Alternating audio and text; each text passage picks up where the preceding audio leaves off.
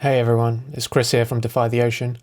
Last night, myself and Marcos, also of Defy the Ocean, we decided to listen to Fragile by Yes in a new series of classic album autopsies, we're calling them because we don't have a better name, but it's basically an opportunity for us to listen to, react, and review classic albums that neither of us have heard before. So that's exactly what we did last night, and this is from, you're going to see the live stream that took place last night. If you're not following me on Twitch, please do so. It's twitch.tv/Defy Theo.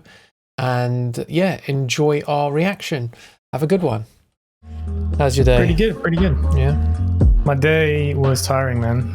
Work was busy. So I know what you need. I know what the I got to be the smashed cure. in the face by some 70s prog. That's what I need. I got the cure. I'm ready for it, man. And it's and the cure is more cowbell if it's to be believed. What's up, man? Cowbell, is that what we're gonna hear tonight? No, but it's I got a fever. And the cure. I genuinely have no idea what we're gonna hear tonight, by the way. Full disclosure. Don't really know any of the music. Haven't heard the album before. I guess it's prog. I know that much, but otherwise I'm going in totally blind. How about you? Have you heard any of their stuff before? I have a feeling like I might have, but like I may even recognize some of the songs. I've got a feeling, but I don't. Yeah, I don't really know. Yeah. Maybe you should read a little bit about the album. What do you think? Yeah, I definitely would like to do that. All right, cool. Let me try this new layout. Here we go. So Fragile is the fourth studio album by English progressive rock band Yes. Oh, I didn't even know they were English. I thought they were American for some reason. Released in November 1971. First album to feature keyboardist Rick Wakeman. Opening. I want to see if there's some kind of epic concept behind this thing. I want to hear if there's some epic concept. So are they known for concept albums? It's prog, man. It's prog, yeah. It's prog. I guess so. Fragile is formed of 9 tracks. 4 are group arranged and performed.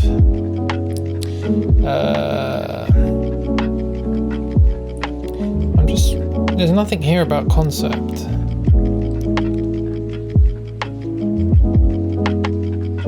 Side 2 of the album. Okay, so it's split into two sections? No. Is it just old school records? Vinyl, my friend. Yeah. Side A and side B. Doesn't mean shit, basically. No. But I mean, I can...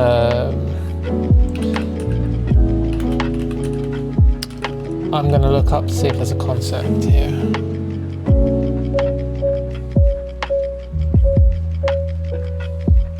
I'm not really getting... It's not a concept album. There's more to the story. It is not a concept album. It is tied together in some way. That's basically what it seems to say. Okay. I might bring up some lyrics as well on this side as well. Mm-hmm. Lyrics are always good. Yeah. And we'll start. Laurie's impression of them is that they're less wanky than most prog outfits. Can you bring up that track listing again on the Wikipedia page? Yeah. Sorry to make you go back.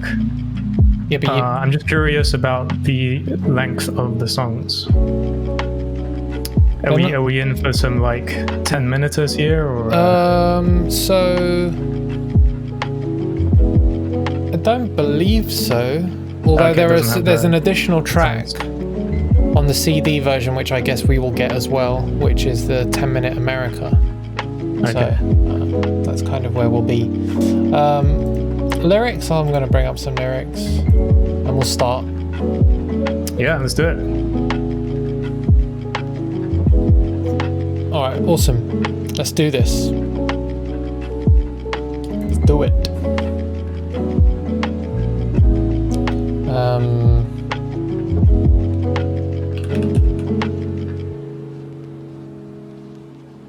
Let's go. First track, Roundabout.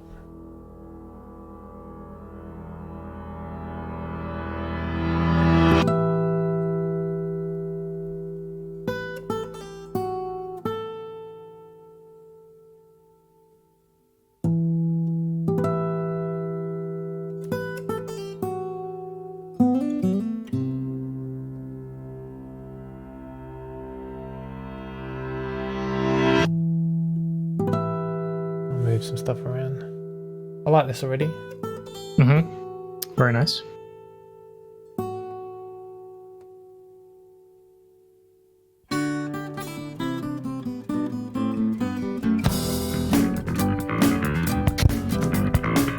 Awesome.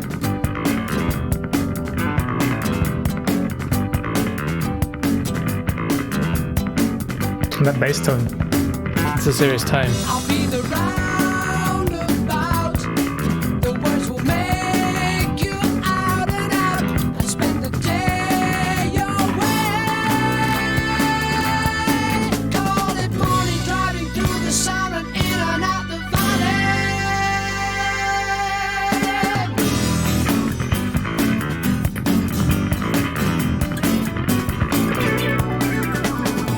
The music dance and sing. They make the children really ring. I spend the day away. Call it morning, driving through the sun and in and out the valley. In and around the lake. Mountains come out of the sky and they stand there. We'll be there and we'll see you. 10 true summers will be there and laughing too. 24 before my love we'll see. I'll be there with you.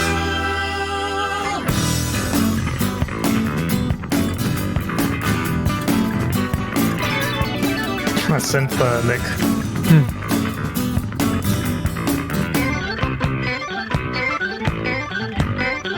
I will remember you. Your silhouette will charge the view of distant atmosphere. Call it morning, driving through the sound and even in the valley. In and around the lake. Mountains come out of the sky. They stand there. One mile over, we'll be there and we'll see you. 10 true summers, we'll be there and laughing too. I like the vocals and the vocal production, like the panned harmonies. My love, you'll see. I'll be there with you. And some really unusual harmonies.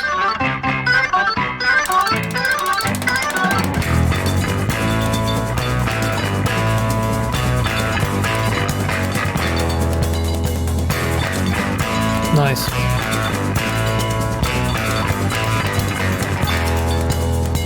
Among the drifting cloud, the eagle searching down on the ground.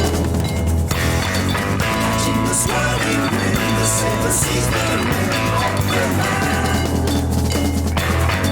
The eagle's dancing wings create a spider spins like a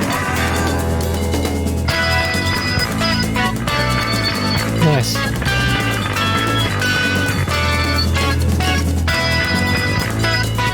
Great sound.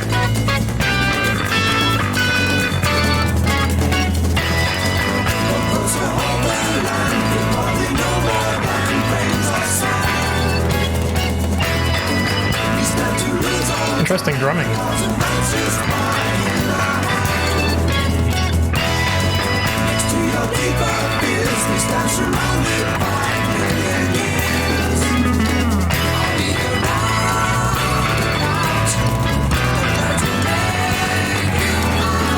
This is cool, man.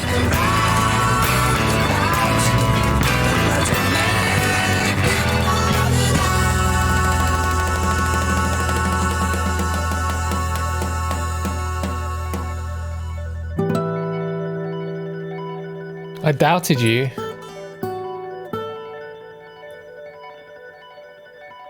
Yeah, well, I mean, if you're talking to Marcus, yeah, I'm sure he did. So this is the instrumental break. This must be one of the longer tracks, actually. This is back to the intro guitar that we heard, right?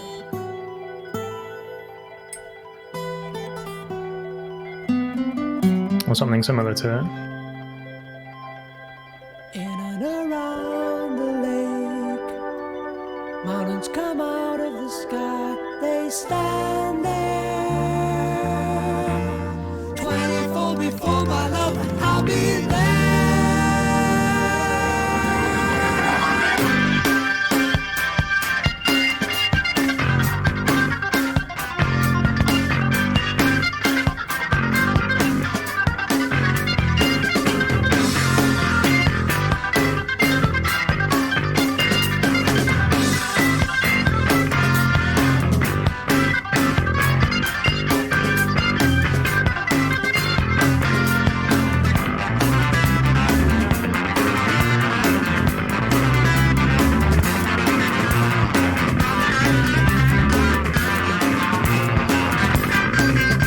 This must be the instrumental bit. I mean, it's going into slightly jammy territory for me now, but it's still fun.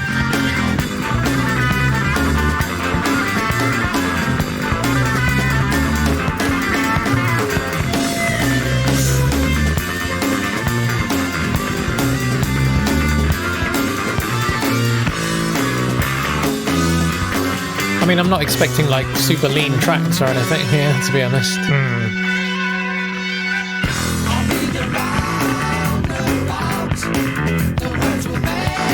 I really like these verses. Groovy as fuck.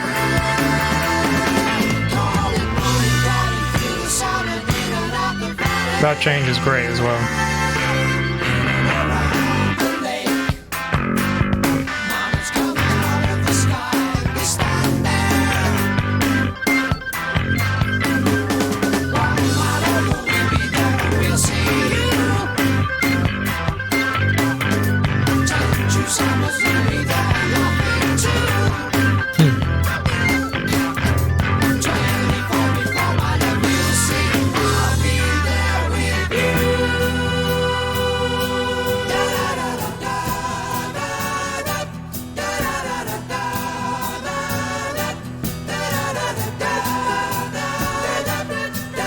What are you making of all these vocal arrangements?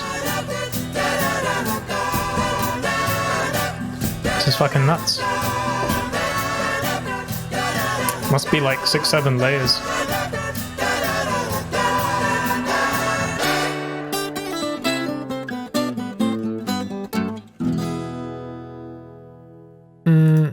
I think, yeah, I mean, the outro vocal arrangement was really cool. You mentioned some like unusual vocal melodies. Like some I really enjoyed, and some I was just like, yeah, they're. I mean, I'm going to be saying this a lot tonight, I think, and they were just kind of like very proggy. It just they didn't. I don't know. I'm not sure I can understand why that particular interval was chosen, other than to sound different, right? Yeah. But what I did like about it, you know, there's a looseness to some of the recorded music. In these days, that is just like you just can't really get that. You don't really hear it anymore. No. Especially in prog. Like prog now is like so tight, and it's so tight and pristine and pristine. Yeah, and edited to fuck clean as ever. And there's just like a real nice feeling from the production as well, of like just being in the room, like listening to these guys. You just sound like you're in the room listening to a live band playing, with all the like imperfections and there were some elements of the production where I was just like, I didn't quite like it, or maybe it was just more of like a mix EQ thing. But then again, I don't know how much of that is down to like this remaster, because I tried to find like the original on Spotify, and I could only find the remaster. And I feel like some of the high ends in the bass and stuff like that might have been a bit more muted, you know, because like some of the remasters, they just like they crank up the trebles like quite a lot, and it felt like there was maybe a little warmth missing from the sound. I don't know if that's representative of what the original sounded like. I imagine if you were listening to it on vinyl anyway, there would have been that extra warmth coming from it. But that was the only thing about the production. I thought maybe it sounded a bit cold, and that may have been down to the remaster. But that was Roundabout. That was a nice introduction, I thought. Next up, I think we're going to be commenting on the production a lot, and I'm really interested at the end to have a chat about it, because obviously, like, a huge part of it is the fact that it's a 50-year-old, album. Yeah, which is insane. And, changes in style and technology and aesthetics and whatever over that time. Obviously, you wouldn't hear anything like, anything even remotely close to this being put out by a rock or prog outfit today. Yeah. Anyway, I thought it was really cool. I thought it was experimental and really interesting. I really enjoyed the verses. It was a lot to take in on first listen. The verses are the main section that stood out to me. I found some of the sections a little bit kind of jammy and maybe less original, but it had moments that I really, really enjoyed. Yeah, I think the instrumental break was the bit where you were like, "Oh, this is kind of getting into jammy territory for me." Like, I kind of get that. I think if it had gone on any longer, it would have overstayed its welcome. As it was already like 3 sections that would jam together, like with alternating instruments taking the focus. But there was a kind of cool, chaotic vibe to it, which was nicely contrasted when the verse came back in and it kind of cleaned up the soundscape and everything kind of like went back into that driving groove. That kind of really worked for me, that transition. I probably didn't need to be like over a minute long or whatever it was. I think it was like a minute long or something like that. But yeah, overall a strong entry, I think. Probably something that upon repeated listens, I'll find like the melodies to sink in a bit more and be more exactly. like.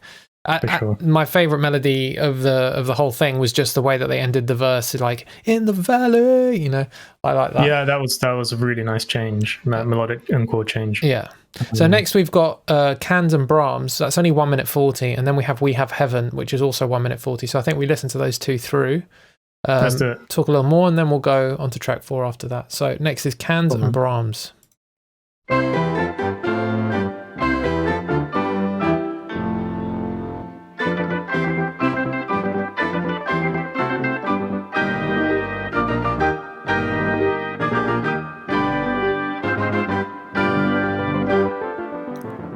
The keyboardist Rick Wakeman is known for wearing some of the most prog keyboard appropriate attire ever. We'll have to look that up.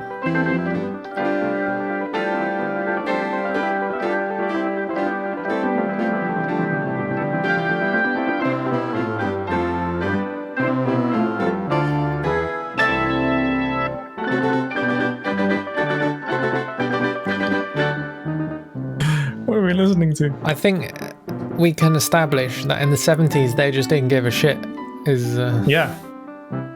Did not give a shit.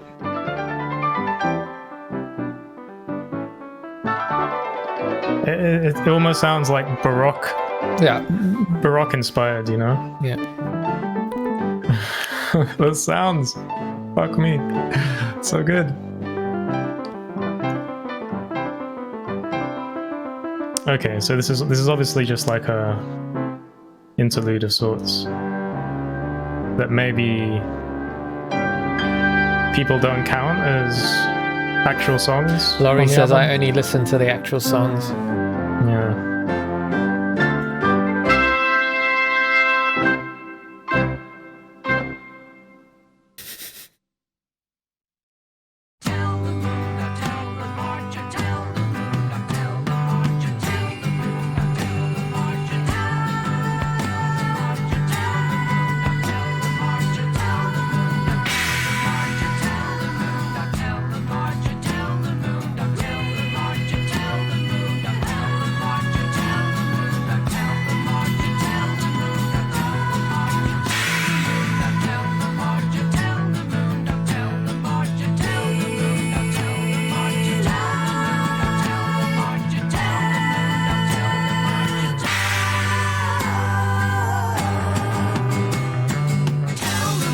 Tell them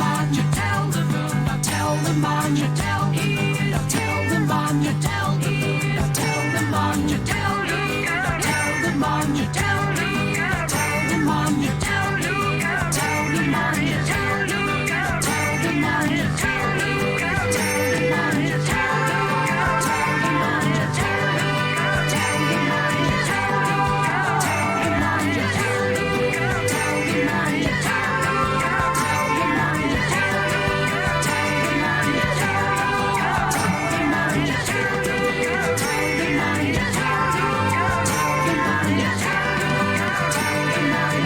jealous Laurie, so...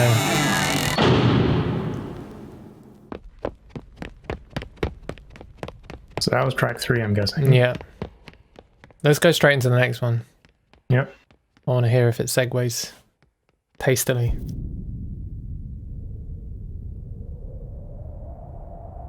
And this is called South Side of the Sky, this next track. And we're back into lyrics territory. Okay.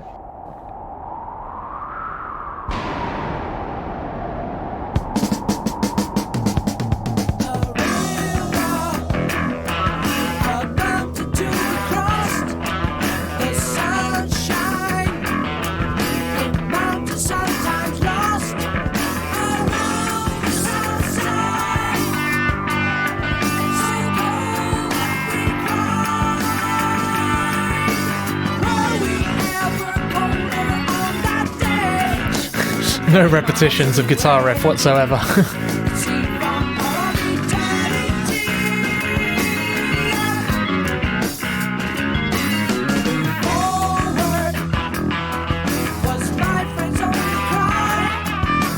Nice guitar work, though.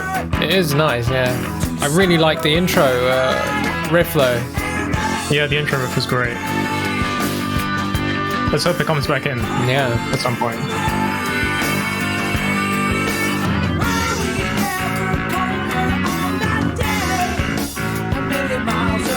70s drums, man.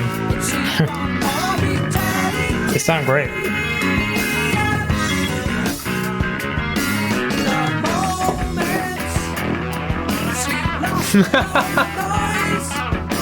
What, the guitar? It was brilliant.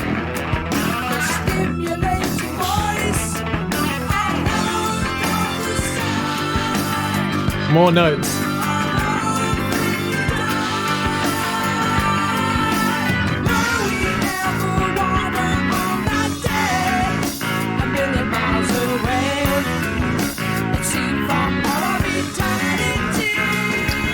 Very, very hard on a first listen to really feel like there's anything that you can hold on to. Yeah. I kind of felt that way about the chorus, like especially the chorus here and the chorus on Roundabout. Like I felt like they would, like the parts of the songs where you expect them to be like the catchiest were probably like the least catchy for me, or the least grabbable onto, you know. We haven't heard like a sort of catchy chorus yet. No. In any of the tracks.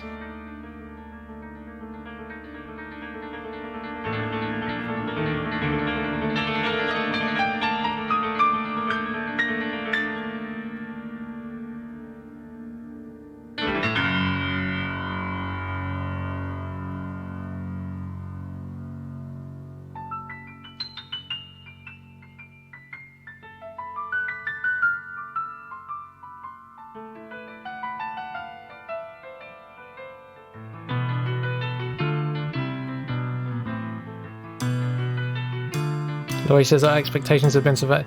I didn't come in with any expectations.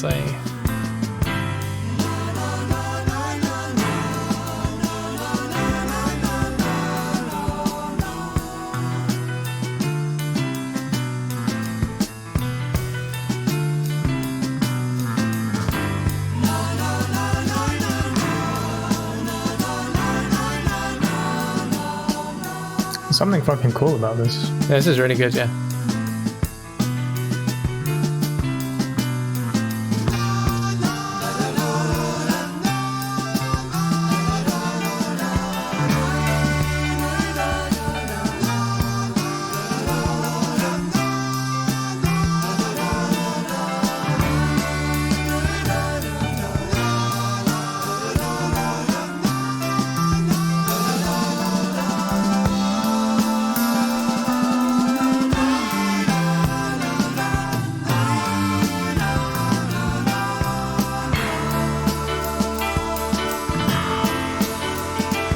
Nice change. A build up.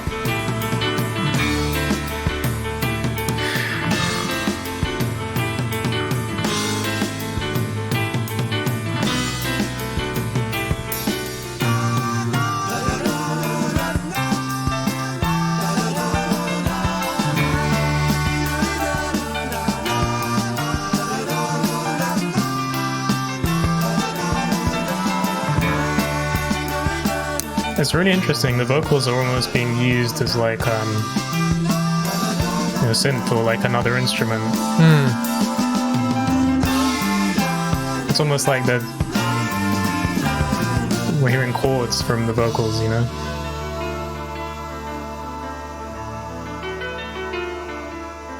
I feel like the music is written almost more in the vein of like a classical composition. You know, there's no there's very little structure, and in each of the sections there's no singular riff or melody that's kind of driving the section and everything else is supporting. Or what we're hearing is just like an interwoven mesh of 4 or 5 different interwoven melodies.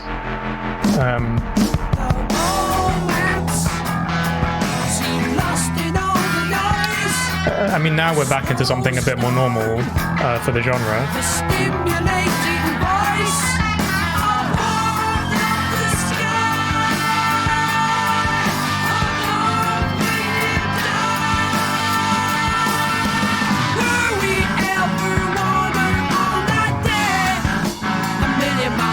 This is cool. Hearing some groove again. Is this the chorus now? Yeah, apparently. Okay.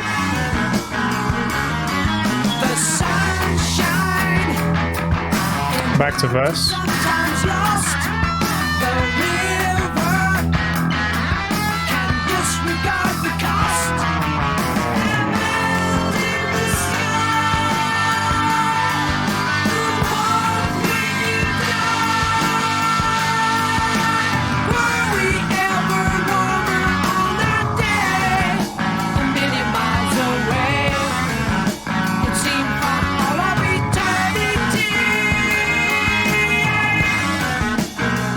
Nice drum fill.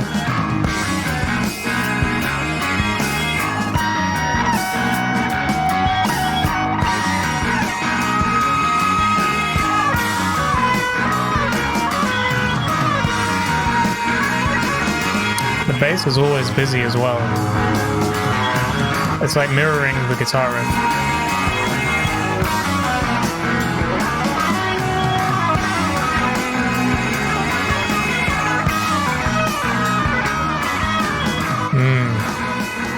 Gonna be a fade out. The guitar and the bass actually follow, like the bass following the guitar didn't happen very often in most of the song, to be honest. Like it seemed to happen quite rarely. Most of the time it felt like they were playing different things. The one thing I really liked the instrumental break or the interlude in that song. I thought that really added another dimension to the track, even though it was it was very grand with the piano. I just really enjoyed it, and then the way that vocal arrangement came in, that was really cool. The other thing that I got a slight hint of in Roundabout, but also here, was who am I talking about? Who am I talking about? Who or what? No, it's the band. I keep forgetting their name. I don't know why. I'll remember later. Okay, it'll come to you. It'll come to me. I'll tell you now. Actually, I got a.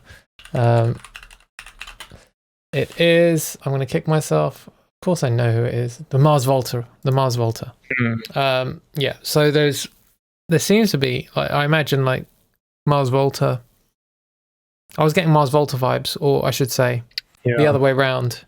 I was getting Yes vibes in Mars Volta. But yeah, that was it. That was an enjoyable track. I really didn't get on with the chorus, to be honest, much. I felt like it didn't really add anything, and there was this slight discordant guitar riff that was going on in it. Didn't really, and the groove didn't really do it for me. I felt like that was maybe the weak part of the track for me. The verses I really enjoyed. The break I really enjoyed. Everything else seemed really good. And the other thing that I noticed was, even though there were lots of verses, I felt like each time they were attacked differently by the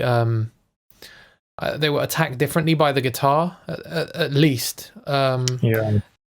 There was not a sense of, oh, I've heard this verse before. There was a sense that the guitar was bringing something different. There were variations in the guitar lines and the riff, and in that way, it was very much like a kind of hybrid of rhythm and lead that was going on.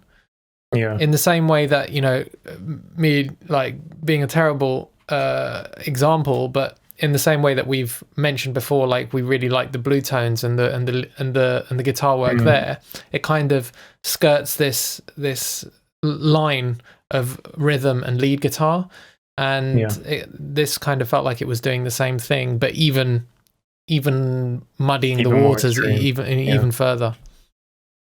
Yeah, I think you're absolutely right about that. Really good observation. Okay, so we've got anything else you want to add on that track before we move on? No, not really. I kind of feel bad that we didn't say anything about the previous 2 tracks, but yeah, I mean, it's really hard to know what to say about them without really understanding the context of what they're adding to the album. And maybe we can have a chat about that at the end, because I'm really keen to talk a bit about their general approach to songwriting and structure and how experimental this album is.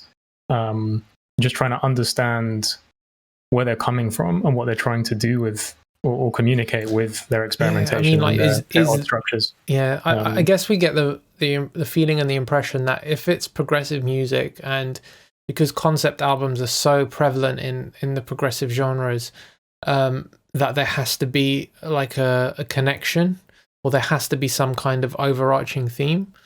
Like, it could just be that there isn't as well. Yeah, right? For sure. But that's what I'm kind of curious about, is trying to understand, is it almost like just random experimentation and just random expression without huge amounts of thought? Or is it all like very intentional and trying to convey something specific and more meaningful? One thing that you mentioned at the beginning of this last track was, you were like, the drums, man, those 70s drums. What did you mean by that? I just love the tone of them. I just think they sound great.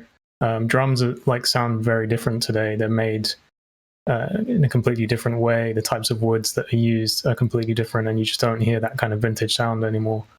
I just really like the way they sound. But another interesting thing about the drums that I think has shaped music massively today is that there's obviously, especially in the rock and prog genre, there's a trend for extremely punchy and extremely loud kicks and snares, right? And that's just like completely absent from this music. Like, if you listen to his snare, it's very muted and very subtle. Like, there's no like loud, obnoxious backbeat, right? And I'm sure that like has an impact on the way that you write music, because it's much less explicitly like groove driven, right? Possibly, because there's no like clear backbeat that's like piercing through the rest of the music.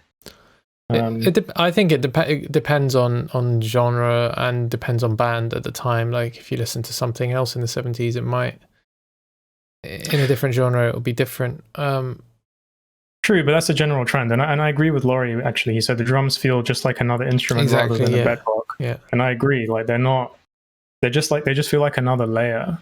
They're not just like pulsing through and driving a backbeat. But the other thing I noticed about the drums is that they were pretty dry. There wasn't a lot of room in the mix. Everything, in fact, is quite dry. There's not a lot of use of reverb. I think that's a 70s thing, though, right? Like, that's fitting with the era. I don't know. I mean, I immediately think of something like Dark Side of the Moon, which was 74, or was it earlier, 72? Something like that, or just like more generally like Pink Floyd stuff, and that feels. I think you'd find that there's a lot more of that in the rest of the instruments, but the drums would still be very dry. Yeah, that's the 70s sound to you, dry. Yeah, it's interesting. It kind of makes. Yeah, it really changes the perception of the music, doesn't it? When everything's like really up front and everything's kind of almost fighting for attention for each other. Like, it really kind of supports that kind of interwoven. Same for King Crimson, true. It kind of supports that interwoven feel, doesn't it? Nothing's like, reverb isn't being used to like push back or bring forward instruments. Everything's kind of up there, and it's more about just like literally the levels in the mix as to how much you hear of something or not. Yeah. It feels very 2D, yeah.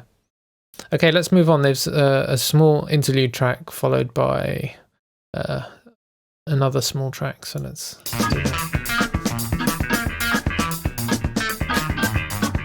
I love how they just get straight into the song.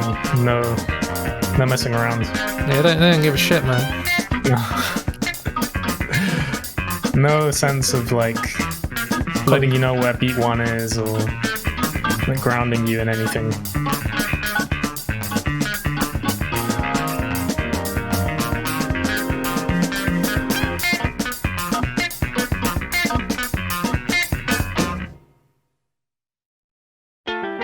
Okay.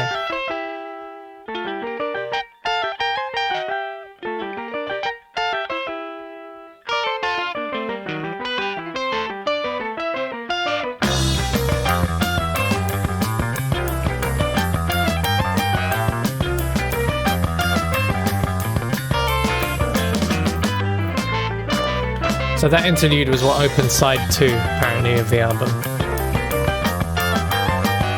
Which interlude? The one we just heard, 30 seconds. Oh, that was a separate track, was it? Okay.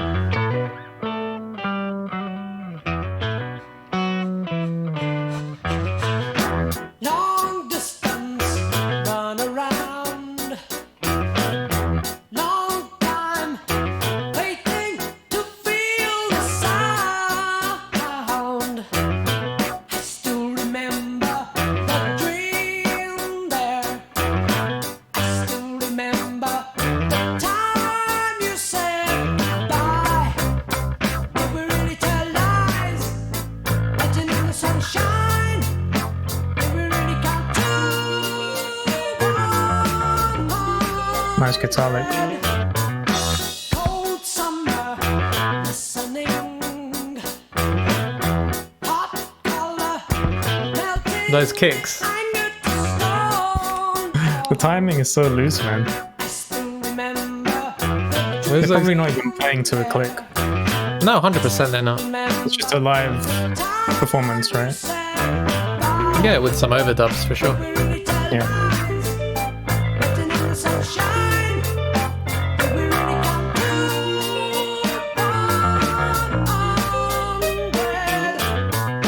Long distance, run around. Long time, waiting to feel the sound. I still remember the dream there.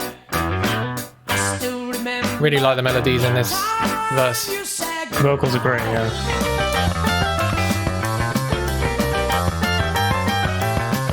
These fucking intervals, these prog intervals, I hate them. I have to say. It's about as prog as you can get, isn't it? Listen to that bass. So busy.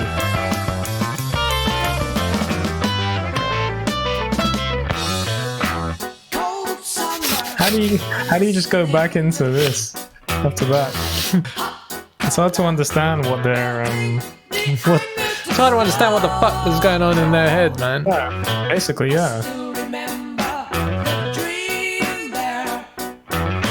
I still remember Drugs, maybe. time you Maybe. said goodbye. Did we really tell lies?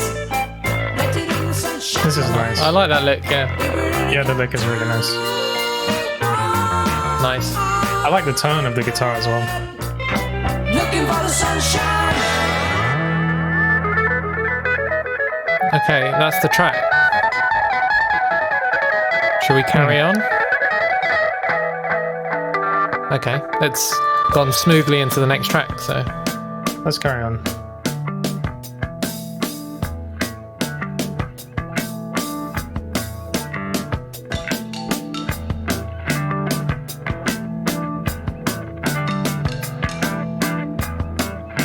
Okay, I think This this is is. the first time we're hearing some like reverb and delay and Yeah. I is mean, that like a it's cowbell, man. Like a woodblock, what do you call it? Yeah.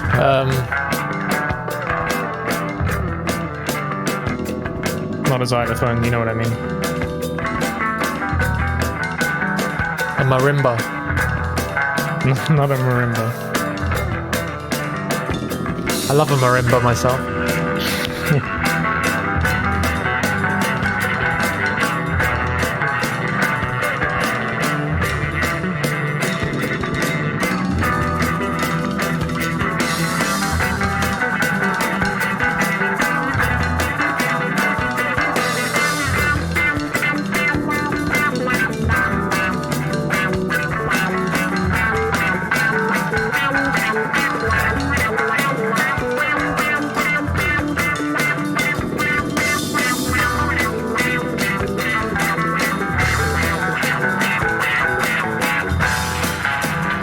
This is just an instrumental.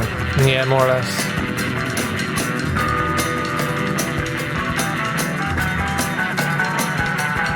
Bass player's been going off the whole album.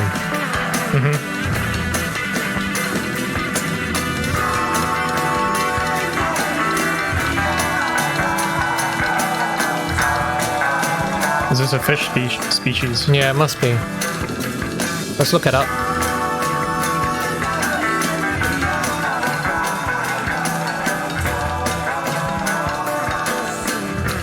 Species of fish.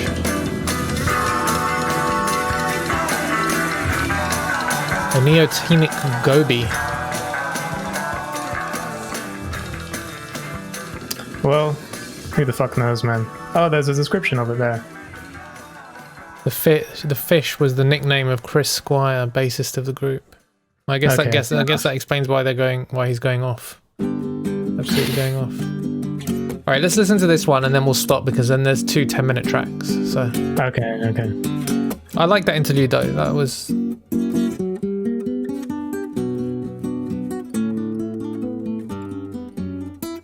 So this is called Mood for a Day. Another instrumental.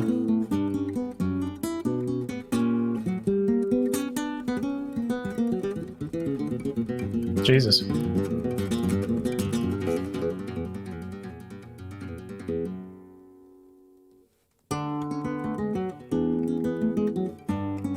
Very famous, apparently, according to Laurie, this track.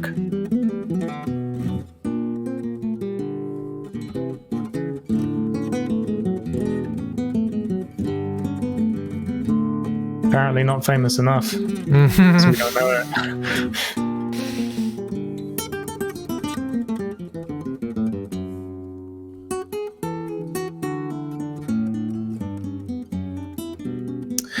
Well, I guess he was a very fucking talented guitarist, because this is some pretty sweet playing.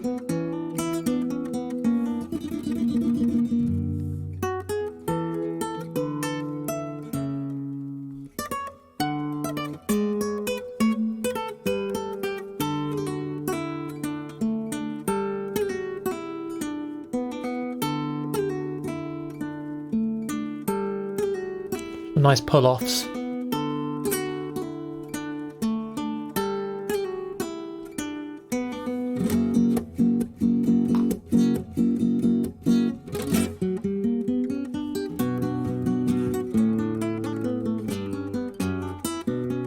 Nice, return back to the little motif.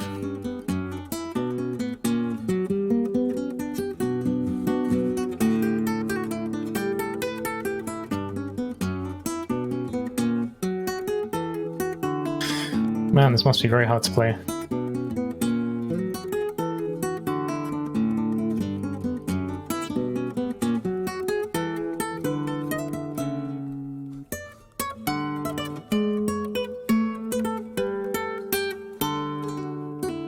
I don't know, this is kind of the shit that classical guitars were made for, man. Yeah, maybe.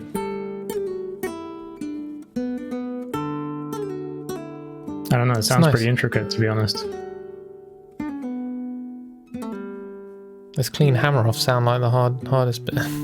Some of reaching those root notes sound pretty tough. It's very clean. Probably just one take. Yeah, probably. Oh, the track. That was the track, yeah. I mean, it's pretty damn nice. to be honest. So we wasn't it? basically had 3 instrumentals in a row, basically. Yeah. Oh, actually 2, because we had that long distance runaround, which we liked. We liked the melodies of. Yeah. And then we had the fish one, and then the this fish one, and then this. Yeah. I really liked Long Distance Runaround. I thought that was maybe my favorite track so far. Yeah. Yeah, I really liked the vocal melodies. I think that's what sold it for me, especially in the verse.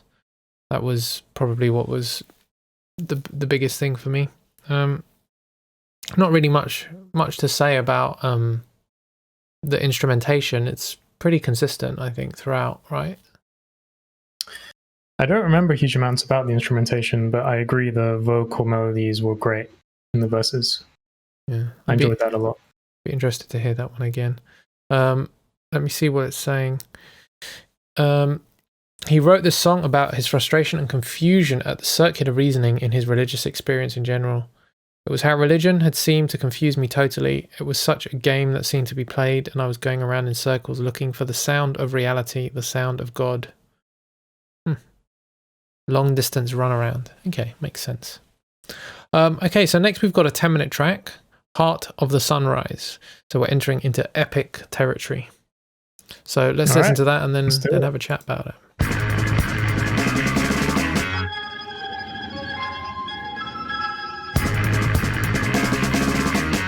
Incidentally, this is the last track off the original album. Okay. And this is Laurie's favourite track.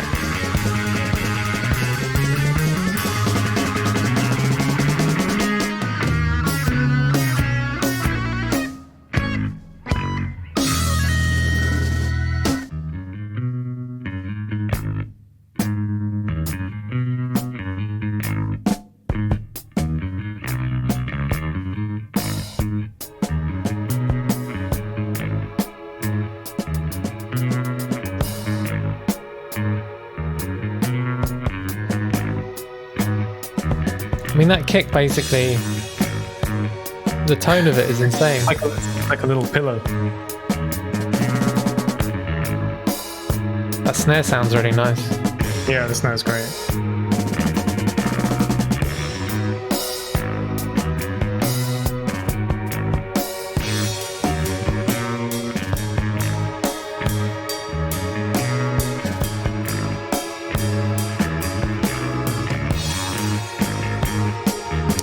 This is really interesting, man. I quite like this. It seems like a nice build-up.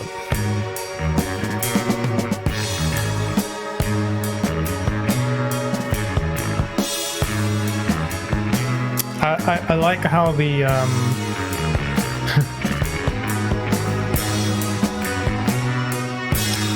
there's a bit of variation now, but for a while the bass was just like playing a loop over and over again, and the other instruments were kind of displacing around it in terms of time signatures. I feel like this is, and that's a trick that's now used like very, very, very often. I feel like we may be hearing kind of a very early iteration of that type of thing.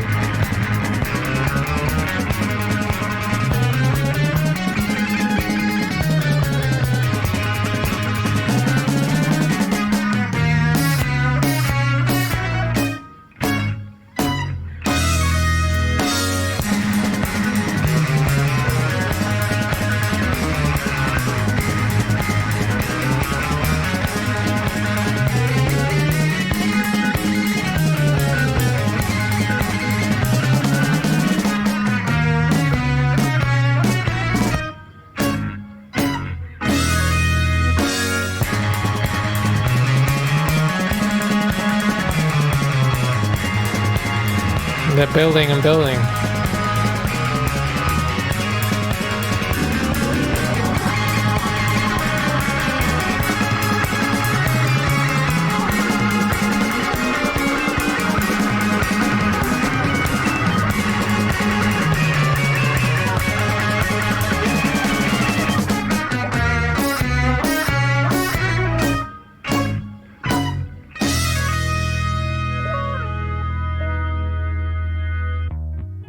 It's a cool intro.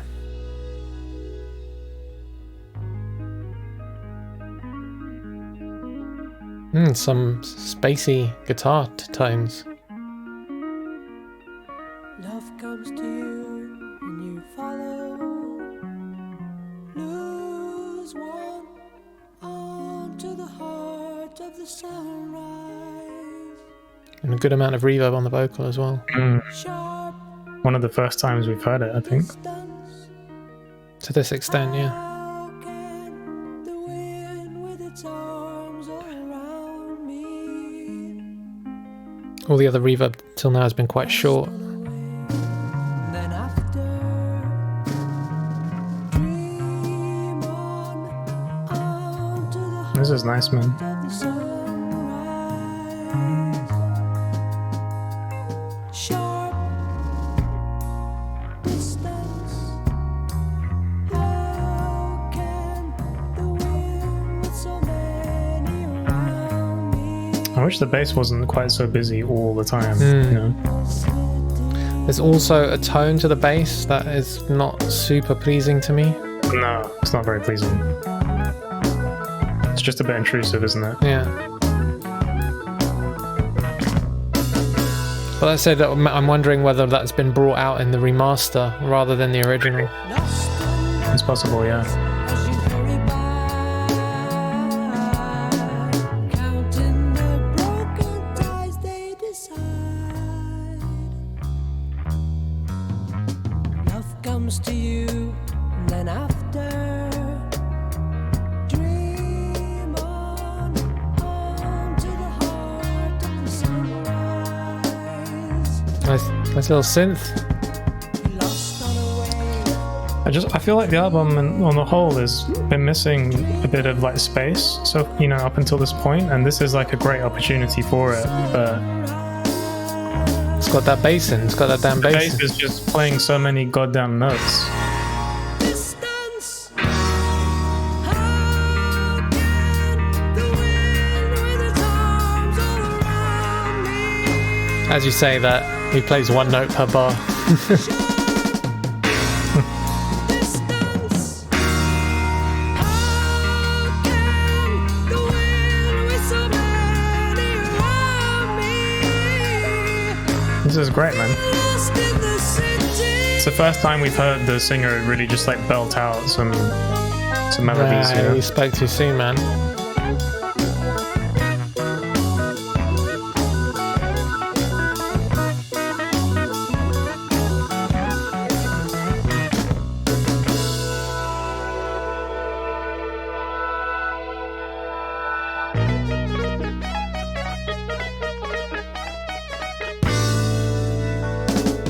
Lost in their eyes as you hurry by. Some of the transitions are just fucking nuts. It's just like, yeah, they It's like almost two no, bars of random notes.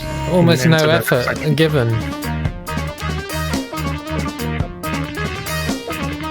This is interesting.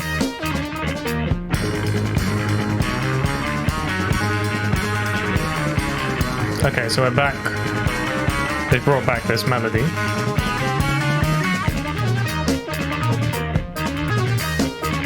I really like the drums and the What's this, 5/8? yeah.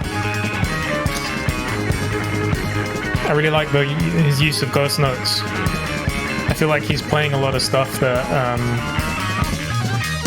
again, probably would have been quite like revolutionary at the time. You reckon? I think to some extent, yeah.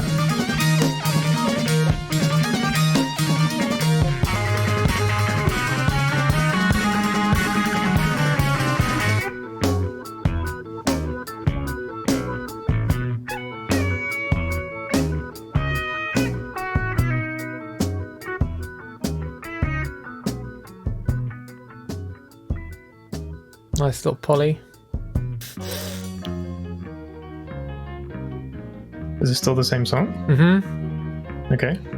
Straight light moving and removing sharpness of the color sunshine. Straight light surging over About 3/4 of the way through.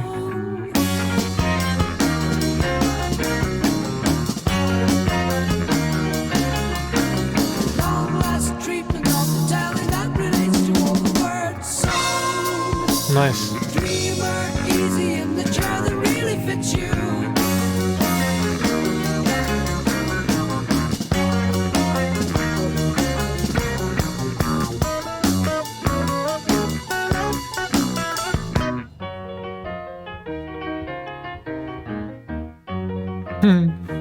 This little piano riff.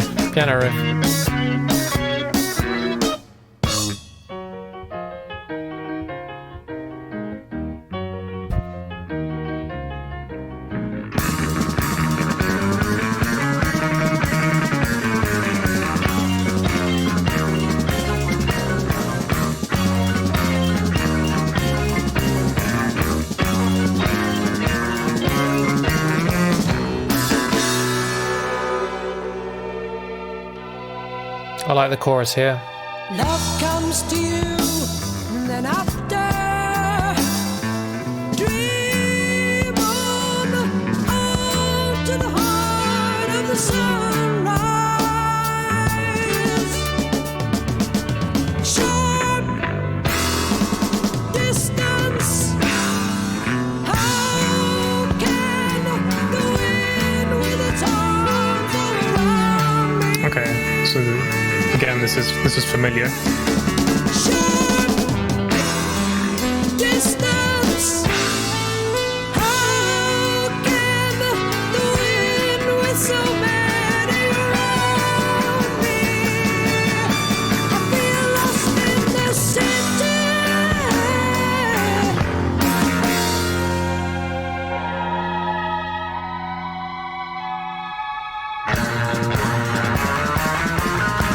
It's not the payoff I was after.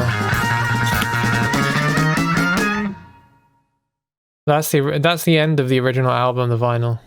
That's where you end. Do you want to stop it for a second? Yeah, I've stopped it. Look, I respect the bass player, but he's a bit annoying. You stopped it? Yeah. What am I hearing? Your Spotify has carried on. It's gone on. Sorry. Yeah, the bass player, yeah, he's playing around the beat, like when he shouldn't be. Yeah, I feel like, and he's like you said, I think he's playing too many notes. Yeah, I haven't loved the bass on the whole, which I imagine is like sacrilege, because I'm sure like loads of people are like, his bass playing is revolutionary, bro. Probably. Yeah, so I feel like maybe I'm losing the point. But there were just moments, especially in the chorus there, where I was just like, dude, give it some space. Like, and like not even just playing around the beat, where it was just unnecessary and distracting. There has to be some payoff at some point, right? And it's like he was never giving us that payoff. And I felt like there should have been, at the end of that chorus, there should have been some kind of refrain where you lay into the melodies and the space of the chorus and just let it play out, you know. And it didn't. It just went on to some kind of fast riff. Like, if you're gonna have a 10-minute song, then it seems though like these guys don't give a fuck about any kind of normality or convention around what most people would consider to be like some kind of framework or journey that you want to give the listener. You know, standard things like building up and then there being a payoff, or like, you know, bringing things back after 10 minutes of random music to something familiar, or, you know, just any of the kind of standard rules that you might go on to help you craft a song of that, especially one of that duration. Just seems like they just didn't give a fuck. They're just like doing whatever they want, just full experimental mode. Laurie says there's loads of payoff in that last track. I don't disagree with you, but I think there were moments where the degree of subversion kind of worked against it for me anyway. I felt like, and I guess they're trying to challenge expectations anyway, or they were at the time. You know, a lot of prog was saying, we don't give a shit about the rules, we're kind of going to do whatever we want to do, and the idea that you're kind of having to follow some prescribed rules on build-ups and payoffs and choruses and verses and all that stuff. I get it. Like, maybe that's not what they wanted. But yeah, like, just that it kind of maybe stopped the song from me being like a 10 out of 10, Fans wouldn't have it these days. Yeah, I think there's something to be said for that. There is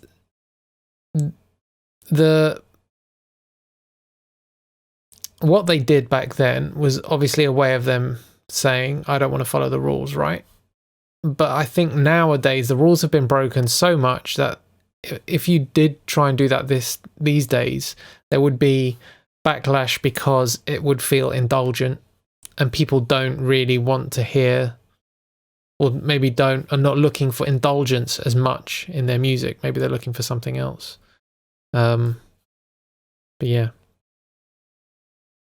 So I believe the next track came in the reissue, 2005 or 2003 reissue. So It wasn't on the original album, but we should. You know what? There wasn't actually that much music on the album if you take away all the interludes and stuff.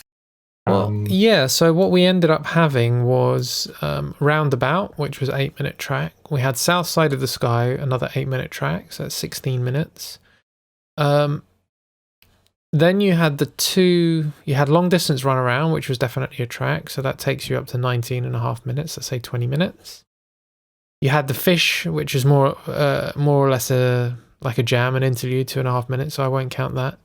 Then Mood for a Day was that was also a kind of 2-minute instrumental. And then we had Heart of Sunrise. So overall, if you take out those kind of interludes and instrumentals, which I don't know whether that's fair or not, but if you do take them out, that's half an hour of music. Mm-hmm. But yeah, with all that, you've got an album. I mean, that still only adds up to 40 minutes of music. And then America, which came after, was in the reissue, I believe. I wonder. All right, let's have a listen to it. I'll have a listen to it, and while we're playing it, I'll bring up, see if I can find some information about it and why it was added later.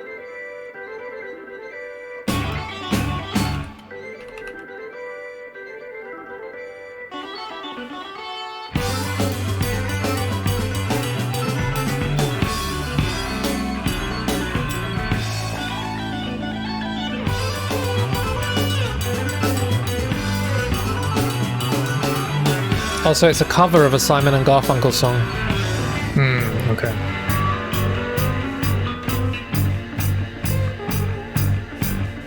Which I've probably heard. Yeah, you probably have.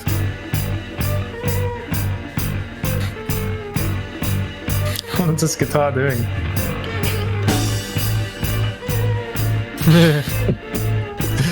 It sounds wrong.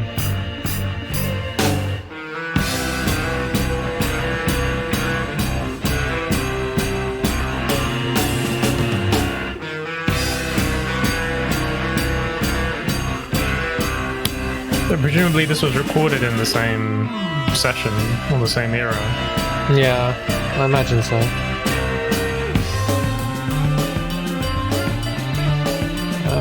Let me see what it says. Rearranged in 70.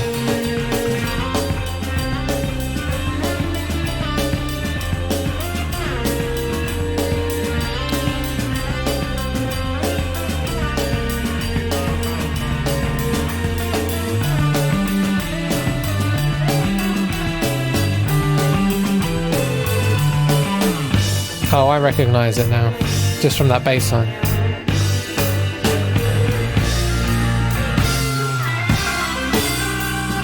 I think that bass line was echoing the vocal melody later.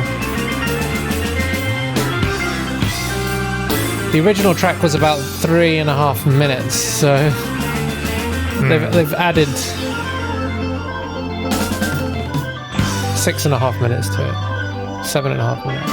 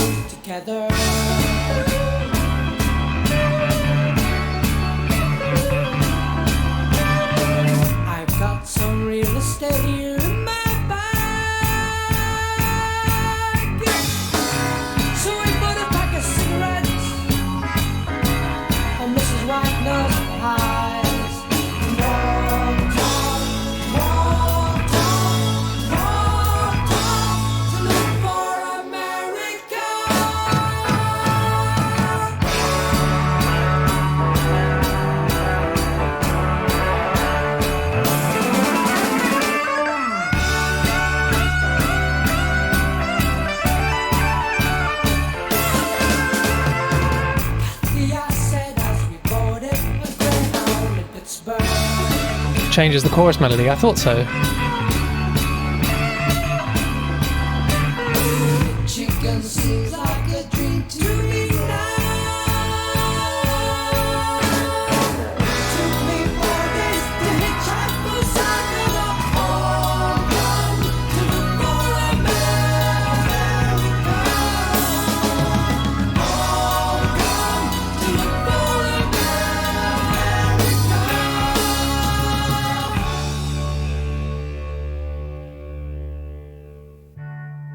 Laughing on the bus, playing games with the faces. She said the man in the gabardine suit was a spy. Stop playing the bass. Careful, his bow tie is really I know. Just so unnecessary.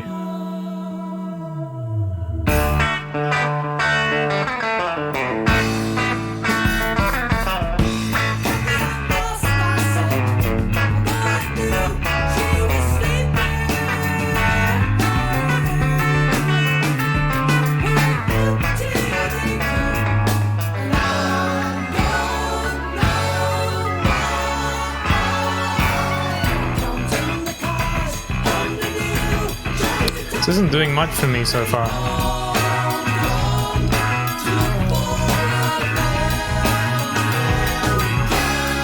Feels drawn out. Which, I don't know if I'm saying that just because I know the original is 3.5 minutes and this is 10.5 minutes, but...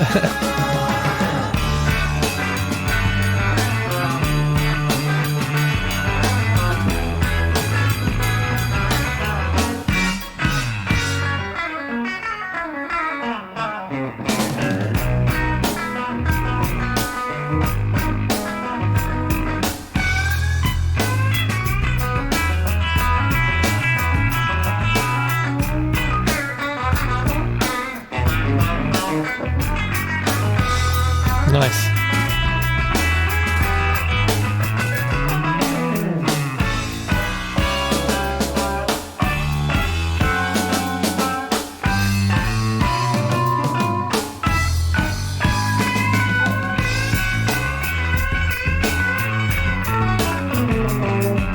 Yeah, I think we might know why this didn't appear on the original album. Yeah, that's fair. I haven't Maybe- really heard a single memorable melody so far. Shall we, We're in guitar solo territory. Yeah. Which might be going on for many more I'm minutes. gonna bring this down, and let's talk about the album as a whole. While this is playing, let's talk about the album as a whole. How did you? Well, it felt disjointed for me. Like in terms of the album as a whole, like it's no Dark Side of the Moon. It didn't really have the levels of cohesion kind of required to give it an elevated album status. I'm not saying that there weren't individual tracks that were enjoyable. Yeah. But I think Didn't take you on a journey, basically. No, I don't think so. And yeah, I mean, even as quickly as the second track, where that kind of keyboard interlude came in, I was already thrown as to where we were going, or whether there was intention. And this is the point you made, whether there is actually intention behind the musicality, right? I don't know if I can say, having listened to it, oh yeah, there was a clear intention here, especially given like all the interludes. I don't know. How do you feel about it? Well, I think this raises an interesting question though around, does music need to have intention for it to be good? And I think that I'm tempted to say yes, it does. But I don't know. Do you think that's, are you willing to make that statement? How? Or do you think it's possible to just write some random shit that you haven't really thought through, and for it to be genius? even though there was no like conscious intention behind it.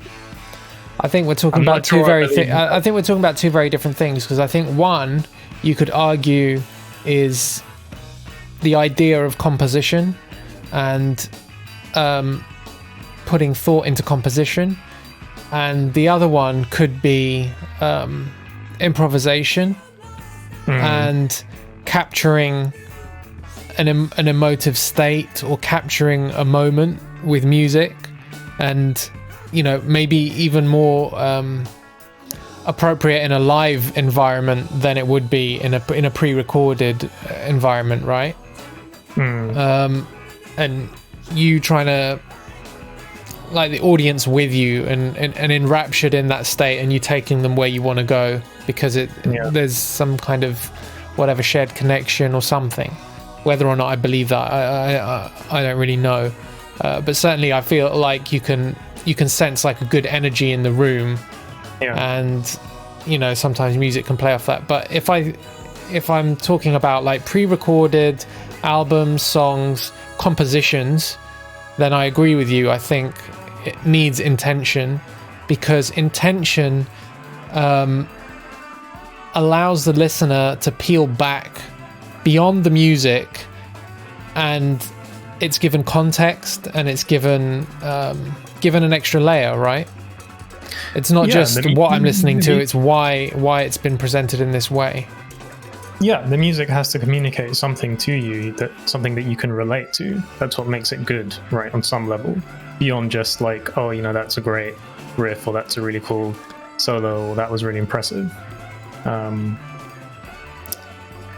I just and maybe this is the distinction between prog music and progressive music, right? Because I feel like progressive music today can be very experimental, but a lot of it has intention behind it, right? So like I feel like progressive music today has kind of borrowed this idea, or these elements of prog music, where you can break some rules, you can use odd time signatures, you can break out of the verse chorus mold of songwriting, but there still has to be cohesion and a journey, and like some emotional the transitions between your sections have to make sense emotionally, right?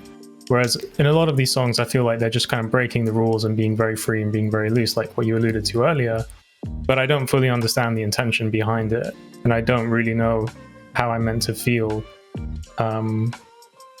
listening to it. Is it the difference between subversion for the sake of subversion versus subversion for a reason? Like, yeah, I think so. At least it's not clear to me why they're subverting in their songs, and I feel like that's a flaw in some. That has to be something that takes away from your music rather than adds to it, right? But isn't subversion in that regard a very subjective thing? Like, if you are taken at the end, let's take the last proper track, Heart of the Sunrise, right? Let's take that last chorus, and where I said I felt like it needed to take you somewhere, like there needed to be like a refrain or something at the end of the chorus that kind of laid into the groove and the melody of the chorus, and that would have heightened the experience for me, right? But they subverted that. They went into more of a busy, like it was like a busy riff that had appeared previously in the song a couple of times. Who's to say that isn't just that won't do it for someone else? Yeah, absolutely. And like, look, all of this has to be said with the caveat that I think it's very, very hard to really judge an album like this on first listen that's so progressive. Because you're kind of listening through, and it's so hard to kind of understand the context of what they're doing or remember what's going on. And most prog music is very hard to kind of really enjoy on the first listen, right? It's notorious for like the genre on the whole. It's like most dense, of these songs are going to be growers, right? And so maybe by like the fifth or sixth listen, that ending might be like amazing. I don't know, but in general, there was just this sense of like an element of kind of randomness, or unintentional subversion, as you put it, whereby you're in one section, maybe you're grooving, you're enjoying it has a certain vibe, and then there's a transition which to me just sounds like kind of random. It could almost be like randomly generated notes.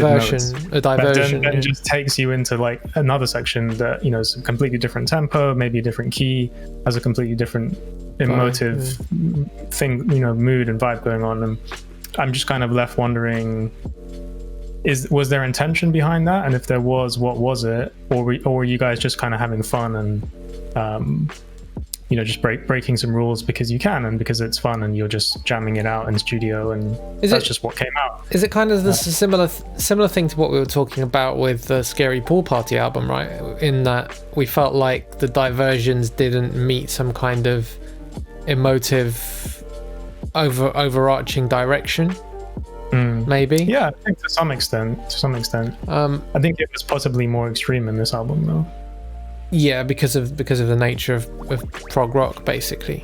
I thought, you know, when we talk about this as an album, because of that disconnection, that musical disconnection, it's very hard for me to see it as an album. Like I felt like there were like 3 or 4 songs that were tied together with some musical ideas. Yeah. And that to me doesn't kind of make an album in the same way that but you know, I felt that way before. I felt that way about like 10,000 Days by Tool, like the first time I listened to it, you know, and then like it's become one of my favorite Tool albums. Yeah. So you know, will repeated listens afford a different viewpoint? I'm not sure.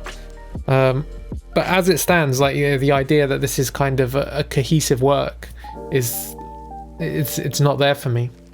Yeah, that's fair. I think the tracks I enjoyed the most were the first track and then the track that was about like 2/3 or so in that we said had the really nice verse vocals. Yeah, that was Long Distance Runaround, I think.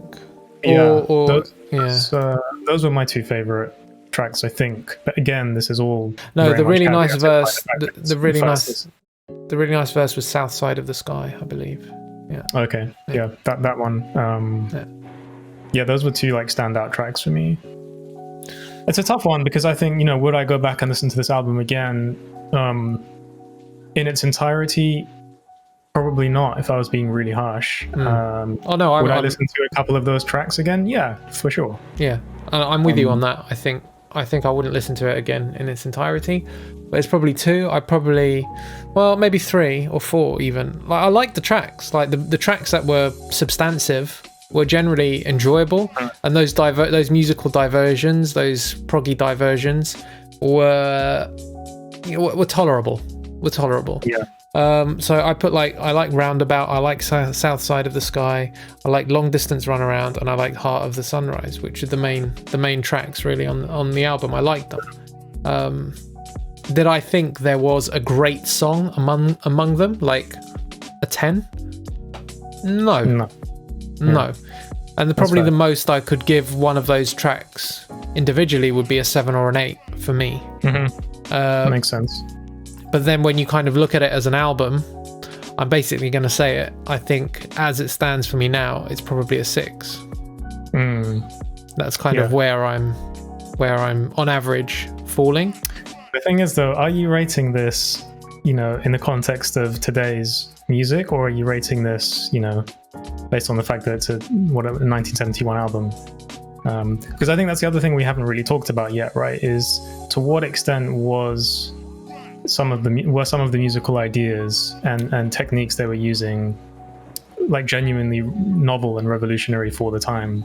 I don't really know the answer. I mean, where do Yes stand as far as like the evolution of prog music? Were they like very early? Well, I mean, essentially according to Wikipedia, the origins of prog were from like 1966 to 1970.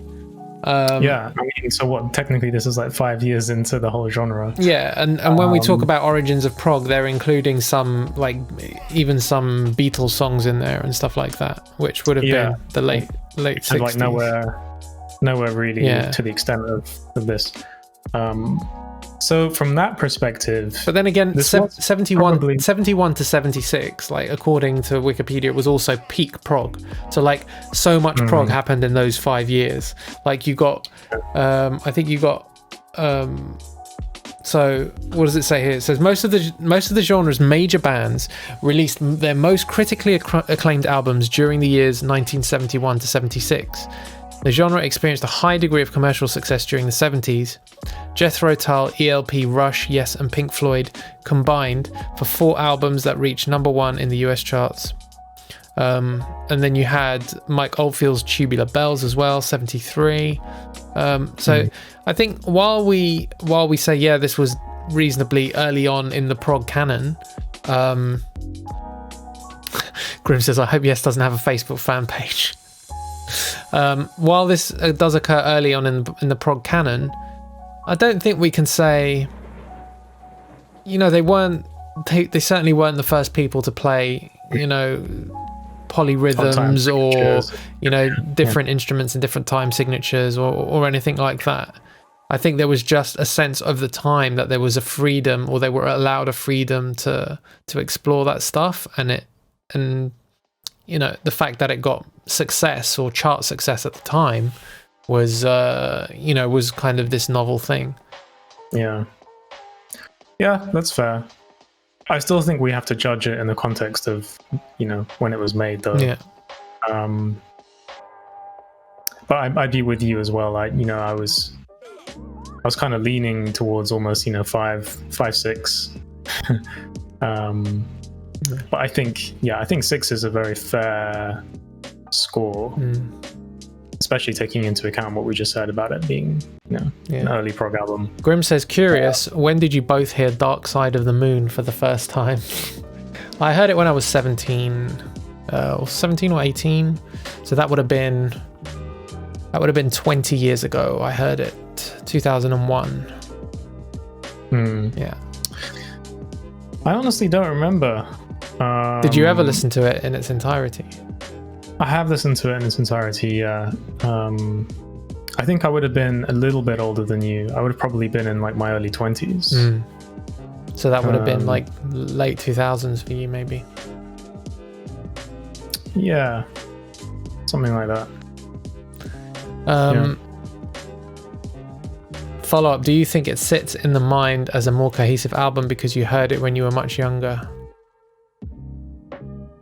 You know, I did think about that when I was saying it earlier, to be honest, because I feel like, you know, tracks like Money just kind of stick out in that otherwise, because of like Great Gig in the Sky, and what follows up from Great Gig in the Sky, I can't remember. It's the final track, isn't it? I need to look it up.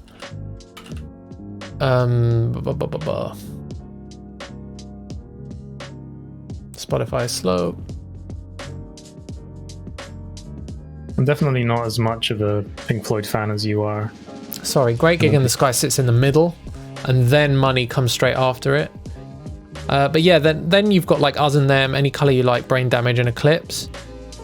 And it feels to me like also when they had the use of samples and people talking, there was very much a mood that was evoked throughout the album that felt like it brought it together. It's been a while since I've listened to it end to end, honestly.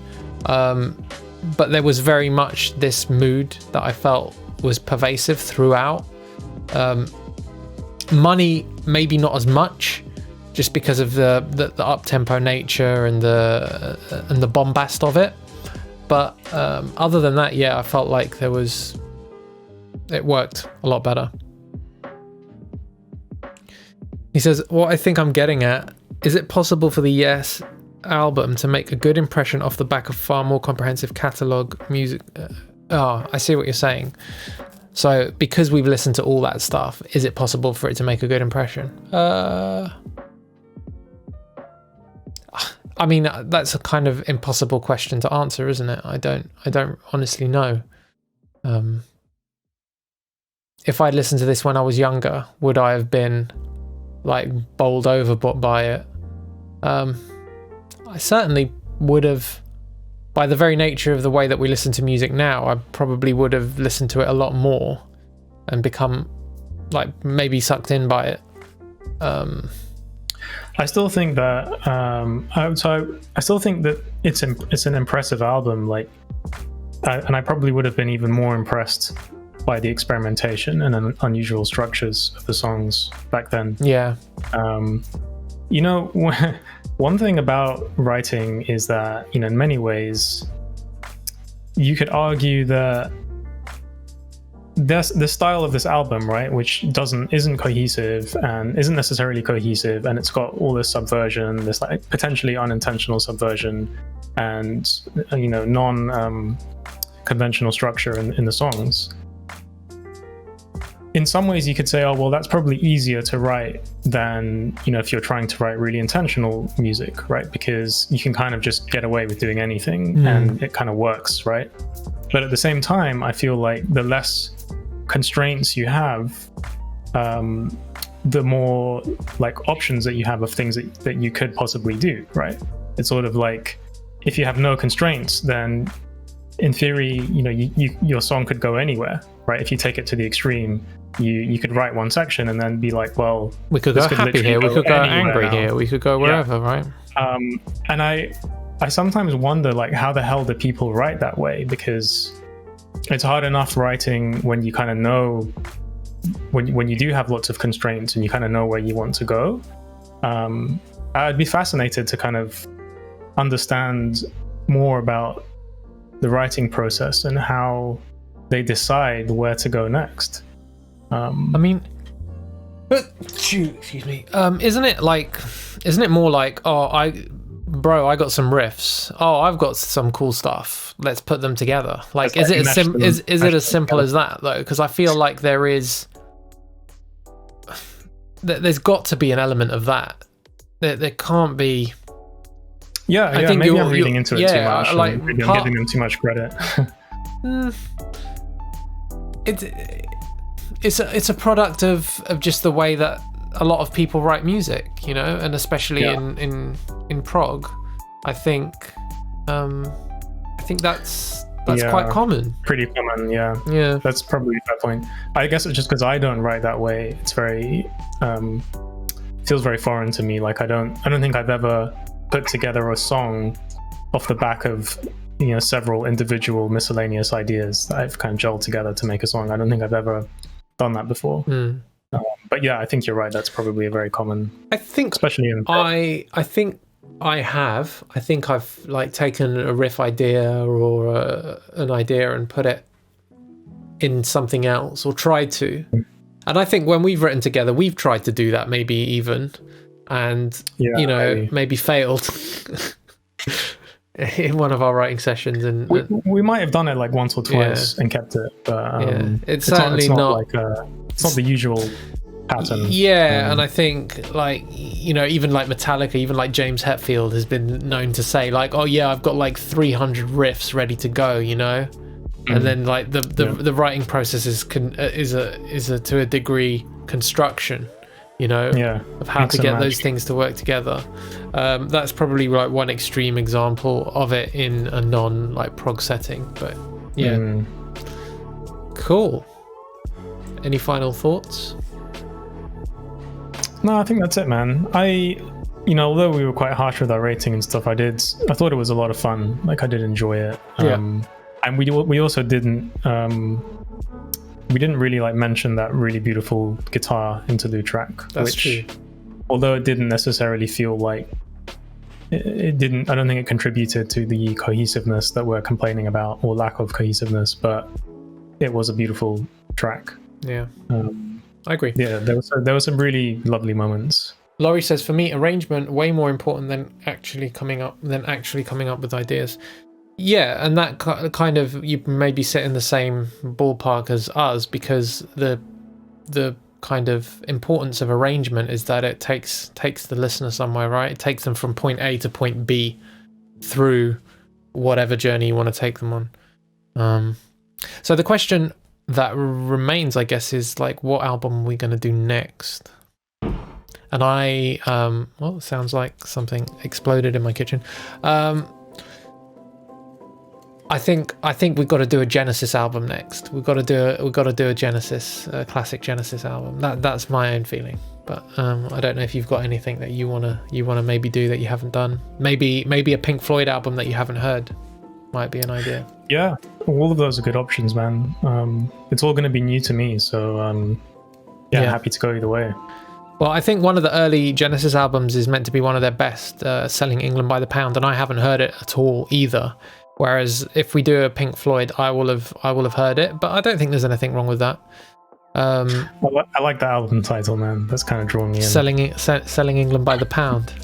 Yeah, it's a good album title. Cool. It's a good album. It's a great title. album title. Yeah. So okay, so maybe we'll do that next. Cool. All right. It will make for some super interesting comparisons. Grim thinks. Good. Yeah, I think because it's the same era. Like Selling England by the Pound, I think was 73. A couple of years later. Again, Genesis were prog, but doing something slightly different. Jethro Tull also worth a mention. Marco, I know you like that because the flute is in there. The guy Jethro Tull famously flute featuring prog. You love a bit of flute. So yeah, maybe we'll do that. We'll decide on the Discord.